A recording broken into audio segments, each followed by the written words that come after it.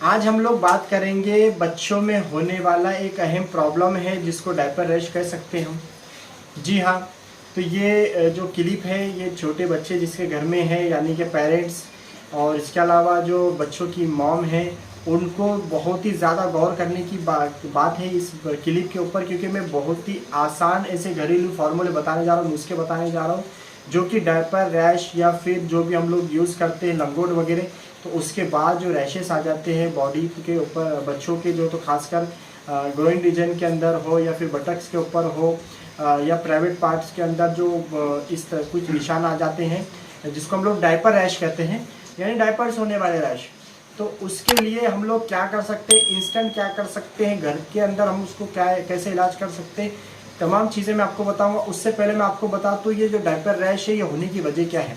तो सबसे ये इसके होने की बहुत सारी वजह है, लेकिन जो कॉमन जो वजह है वो एक ये है कि जो डायपर हम लोग पहनाते हैं बच्चों को वो बहुत ज़्यादा टाइट होता है, या फिर कोई ऐसी कंपनी का हम यूज़ कर रहे हैं, जैसे कि पहले कुछ और कंपनी थी फिर आपने कंपनी चेंज कर दिए, तो वो कंपनी का चेंज करने की वजह से भी ऐसा होता है, देखा जाता है कि वो बच्चों को मैच नहीं हो पाता, बच्चे की बॉडी पे सूट नहीं हो पाता, तो वो भी एक वजह होती है। इसके अलावा बच्चा क्या करता है कि पोटी कर देता है, या बच्चा एक तो पेशाब कर देता है या पैखाना कर देता है जिसकी वजह से, और उसके पेरेंट्स को पता नहीं होता है, तो उसकी वजह से क्या होता है काफ़ी टाइम तक वो चीज़ें वेट रहने की वजह से भी लोकल यानी क्या प्रॉब्लम होता है, और इस तरह से ये भी उसकी एक अहम वजह है।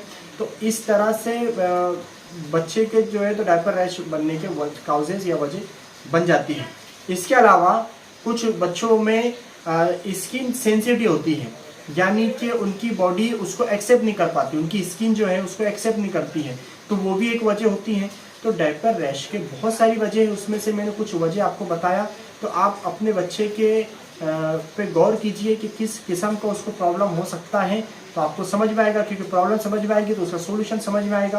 क्योंकि अक्सर ऐसे माना जाता है कि डायपर नहीं पहनाना चाहिए, क्योंकि अगर रैश आ रहा है तो डायपर ही नहीं पहनाना है, क्योंकि फिर अगर डायपर ही नहीं पहनाएंगे तो आपको ऐसे बहुत सारे इवेंट्स में जाना है, फंक्शंस अटेंड करना है, रिलेटिव्स के साथ जाना है, रिलेटिव्स के बाद जाना है, तो आपको अपने बच्चे की देखरेख के साथ साथ डायपर का इस्तेमाल तो करना ही है।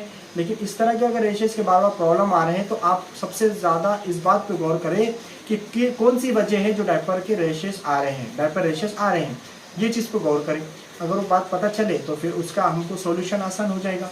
तो अब मैं वही टॉपिक पे बात करने जा रहा हूँ कि हम आपको क्या करना चाहिए। तो अब अगर डायपर रैश अगर बच्चे को आए हैं तो इसके लिए सबसे अहम चीज़ मैं आपको बता रहा हूँ प्रिवेंशन के तौर पर। सबसे पहले तो हम वो यानी कि बहुत ज़्यादा टाइट जो है तो ना पहनाएं डायपर। इसके अलावा जो कंपनीज ऐसी हैं जिसके एकदम सेफ्टी है, जिसके डायपर रैशेस के बहुत कम चांस है, यानी फिर बिल्कुल सेफ बच्चे के लिए सेफ़ है, तो वही कंपनी का डायपर यूज़ करें। इसके अलावा बच्चों को बहुत ज़्यादा वॉच रखें कि कौन से टाइम पे वो पेशाब या पैखाने करते हैं, तो उस टाइम पे जिस तरह से अगर वो होता है तो पेशाब या पैखाना करते हैं, यानी कि डायपर जो है तो वेट हो जाता है, गीला हो जाता है, तो फ़ौरन उसको चेंज कर दें। क्योंकि इसमें क्या होता है कि बच्चा बहुत ज़्यादा, बच्चे को बहुत सारी प्रॉब्लम होती है, क्योंकि डायपर रैश के अगर साइलेंट सिम्टम्स की अगर हम बात करेंगे तो बच्चा इसमें इरिटेट हो जाता है, चिड़चिड़ापन उसके अंदर आ जाता है, वो रोते रहता है, एक्सेसिव क्राइम उसके अंदर मौजूद होता है। इसके अलावा सेकेंडरी इन्फेक्शन के भी बहुत सारे चांसेस होते हैं। जी हाँ, तो इसको वक्त पर ट्रीट नहीं किया गया, इसको ख्याल नहीं किया गया तो स्किन के दूसरे इन्फेक्शन होने का डर होता है या चांसेस होता है, इसलिए इसमें ख्याल रखने की बहुत ज़रूरत होती है। वक्त पे इसका अगर तवज्जो दे देंगे तो ये प्रॉब्लम क्रिएट नहीं होगी।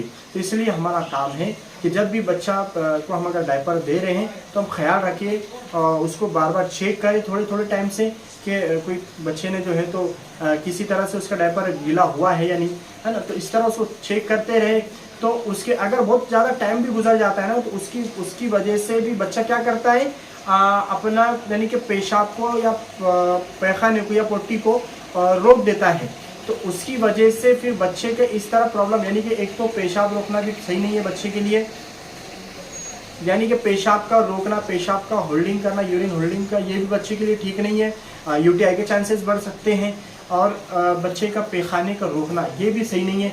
बच्चा हालांकि इसकी वजह से क्या होता है, वो तो उसकी साइकिल बन जाती है कि मैं अगर पेशाब करूँगा या पैखाना करूँगा तो फिर मुझे तकलीफ़ होगी, तो वो भी डर जाता है, जिसकी वजह से दूसरी प्रॉब्लम क्रिएट हो सकती है, यानी कि कॉन्स्टिपेशन का भी डर हो सकता है। तो इस तरह बच्चों में बहुत सारी प्रॉब्लम क्रिएट हो सकती है, बच्चा इरिटेट हो सकता है उसकी वजह से। और इसीलिए पेरेंट्स का बहुत ज़्यादा ख्याल रखने का, या मॉम का बहुत ज़्यादा ख्याल रखने की ज़रूरत है। जो है तो इरिटेट हो जाता है, बच्चे को बहुत सारी प्रॉब्लम होती है, इचिंग यानी खुजली हो सकती है उसको, और वो जगह जो है तो इन्फ्लामेशन यानी कि एक पूरा रेडनेस वो एरिया हो सकता है। तो इस तरह बहुत सारी प्रॉब्लम हो सकती है। इसके लिए बच्चों पे वॉच रखना, डायपर पिला दिए है तो बहुत ज़रूरी होता है। अब मैं बताना चाहता हूँ कि डायपर पिलाने के बाद हमको सेकंड इन्फेक्शन से बचना है, दूसरे कॉम्प्लिकेशन से भी बचना है।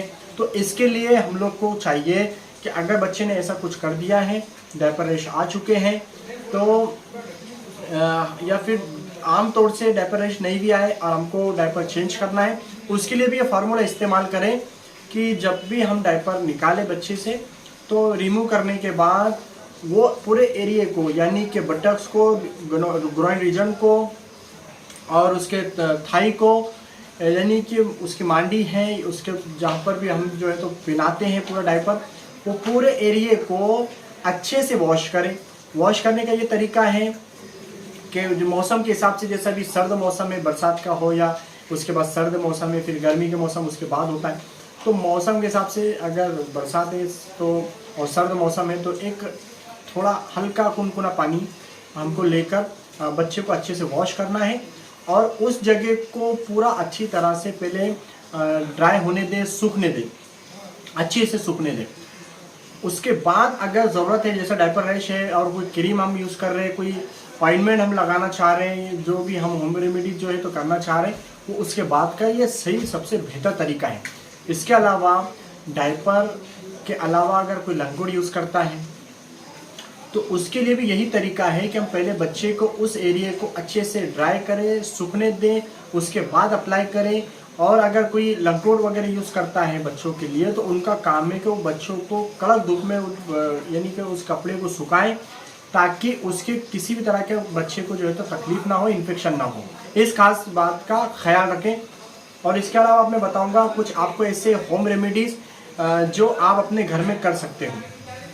तो सबसे पहले याद रखिए, इसके ट्रीटमेंट की अगर हम बात करेंगे, तो ट्रीटमेंट डॉक्टर को हम कब बताएंगे, जब हमको कुछ ज़्यादा दिखता है, 1 दिन, 2 दिन, 3 दिन, यानी कि लगभग 2 से 3 दिन तक के ऐसा बताया जाता है कि हम अपने घर के अंदर होम रेमेडीज़ ट्राई कर सकते हैं। या भी हमको जो भी पता है, जो कोई क्रीम, डायपर रैश नाम के डायपर रैश के लिए बहुत सारे जो है तो क्रीम, ऑइंटमेंट्स आते हैं, तो बहुत सारे इफेक्टिव भी होते हैं, बहुत सारों का कुछ नई चीज़ें आती हैं। तो आप वो जो भी आपके नॉलेज में आप उसको यूज़ कर सकते हो अपने घर में। लेकिन 1 दिन, 2 दिन, 3 दिन तक आप यूज़ कर रहे हैं, लेकिन उसके बावजूद आपको कोई फ़र्क नहीं है बच्चे को, और किसी तरह का कोई फ़ायदा नज़र नहीं आ रहा, कोई रिजल्ट नहीं आ रहा है, तो आपको चाहिए कि आप अपने डॉक्टर से मुलाकात कर लें। अरे क्योंकि ज़रूरी नहीं है कि वो इसके जो रैशेस आ चुके हैं वो डायपर रैशेस हो। समटाइम्स फंगल इन्फेक्शन भी होता है बच्चों को, तो वो फंगल इन्फेक्शन है या डायपर रैश की वजह से है, या स्किन की दूसरी कुछ और प्रॉब्लम है, तो ये प्रॉब्लम डॉक्टर ही डायग्नोस करेगा, डॉक्टर ही उसको समझेगा। इसीलिए बेहतर है कि हम डॉक्टर से जल्द कंसल्ट करें। इसके लिए डॉक्टर आमतौर से उनके अपने एक्सपीरियंस और उनके अपने जो पेशेंट की कंडीशन, सिचुएशन होगी, उसके मुताबिक वो लोग स्टेरॉइड्स भी यूज़ कर सकते हैं। उसके लिए वो कोई लगाने वाली ऑइंटमेंट होती है, एंटीबायोटिक का भी यूज़ कर सकते हैं। उसके लिए वो किसी तरह के एंटीबायोटिक क्रीम आते हैं, वो भी यूज़ कर सकते हैं। तो वो तो सिर्फ सिचुएशन पे डिपेंड है, डॉक्टर की अपनी मर्जी पे डिपेंड है, तो वो इस तरह का ट्रीटमेंट होता है। अब मैं आपको अपने तौर से घर गुत्ती हम क्या कर सकते हैं इसके लिए और इसके क्या प्रिवेंशन करना है वो आपको बताऊंगा। तो सबसे पहला आप याद रखिए, अगर आपके बच्चे को डायपर रैश आ चुके हैं, तो आप सबसे आसान फार्मूला बता रहा हूँ आपको, कोकोनट ऑयल। जी हाँ, कोकोनट ऑयल आप जिस तरह मैंने पहले बताया कि आपको अफेक्टेड एरिया को पूरी तरह से अच्छे से क्लीन करना है। किस तरह क्लीन करना मैं आपको वो भी बताया। फिर उसको अच्छे से सूखने देना उस जगह को, बच्चे को हवा में खुले माहौल में फिरने दो, घूमने दो, या फिर उसको हवा में रखो ताकि वो पूरा अच्छी तरह से अच्छे से ड्राई हो जाए, सूख जाए।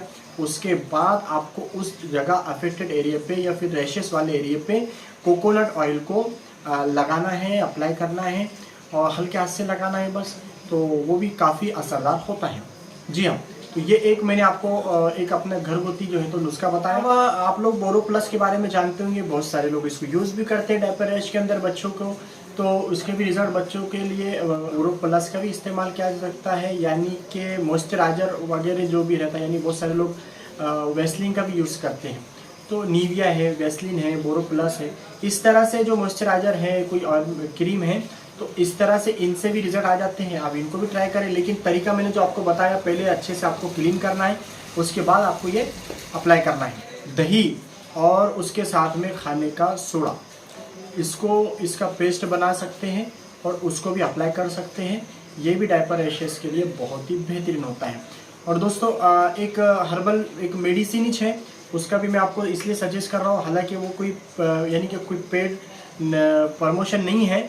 मेरा मकसद सिर्फ वो रिज़ल्ट का है। मेरे अपने पेशेंट पे जो बच्चे हैं, मैंने उन पे अप्लाई किया, उसको रिज़ल्ट मुझे अच्छा लगा, इसलिए मैं आपको एक सिर्फ सजेस्ट दे पाता हूँ। बिफोर नैप्पी क्रीम बोल के आता है, तो वो शायद 180 रुपये के लगभग उसकी MRP है, तो आप वो भी यूज़ कर सकते हैं जो मैंने पेशेंट पे अप्लाई किया। इसके अलावा बहुत सारे इसके ट्रीटमेंट है, बहुत सारे क्रीम ऑइंटमेंट है, तो ये सब चीज़ों को आपको याद रखना है।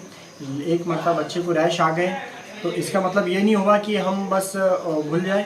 अगले वक्त के लिए हमको एहतियात करना है, क्योंकि ये कभी कभी मुश्किल में डाल सकता है, बच्चों को इरिटेट कर सकता है, तकलीफ़ दे सकता है। इसीलिए मैं तमाम बातें आपके सामने खुल के बताया, ताकि आप तमाम बातों को समझें और अपने बच्चों का खास ख्याल रखें। तो आई होप कि आपको तमाम बातें समझ में आई होगी। इसी तरह की बातें हम लोग बच्चों से रिलेटेड, बड़ों से रिलेटेड और ख़ासकर फीमेल से रिलेटेड, हमारे doctor rouble Kaur ma'am females के लिए बहुत अच्छी क्लिप बनाते हैं, होम रेमेडीज़ भी बताते हैं। तो आप हमारे चैनल को ज़रूर जो है तो सब्सक्राइब करें, और रोज़ाना क्लिप अपलोड होती है, उसको आप मिस ना करें। रोज़ाना क्लिप के लिए वक्त निकालें, 5-10 मिनट की क्लिप होती है हमारी, उसमें अगर आप टाइम देंगे तो यकीनन बहुत फ़ायदा होगा। और हमारे रोज़मर्रा की रूटीन लाइफ के अंदर हमारे साथ में पेश आने वाले जो प्रॉब्लम होती है उसके लिए हम बनाते हैं। तो आप प्लीज़ हमारे चैनल को जो क्लिप होती है उसको ज़रूर देखा करें, और चैनल को अगर सब्सक्राइब नहीं तो सब्सक्राइब भी करें। और ये जो मालूमात है ये बहुत ही अच्छी मालूमात है और शेयर करने वाली मालूमात है, तो आप इसको शेयर बिल्कुल करें, अपने व्हाट्सएप ग्रुप के अंदर शेयर करें, कॉन्टैक्ट्स में शेयर करें, स्टेटस में लगा दें।